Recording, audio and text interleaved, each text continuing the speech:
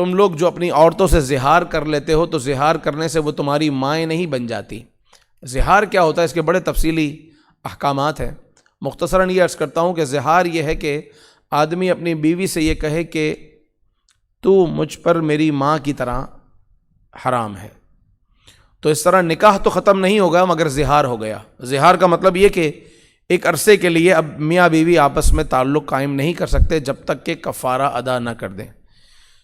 یا آدمی اپنی عورت سے یہ کہے کہ تیری کمر، تیری پیٹھ میری ماں کی طرح ہے، تو محارم کے جن جن اعضاء کو دیکھنا جائز نہیں ہے، محارم کی جن جن جگہوں کو دیکھنا جائز نہیں ہے، ان جگہوں کو اپنی بیوی کے عضو سے تشبیہ دے، اس سے زہار ہو جاتا ہے۔ اگر بولے کہ تیری شکل میری ماں جیسی ہے تو شکل دیکھنا جائز ہے، اس سے زہار نہیں ہوتا۔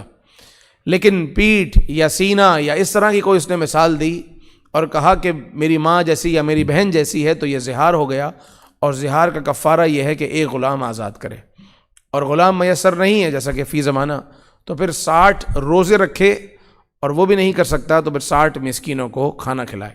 تو اللہ نے فرمایا جن عورتوں سے تم نے زہار کیا وہ تمہاری مائیں نہیں بن گئیں۔ یہ کہہ دینا بیوی کو کہ تو میری ماں ہے، تو کہنے سے وہ ماں نہیں ہو جاتی۔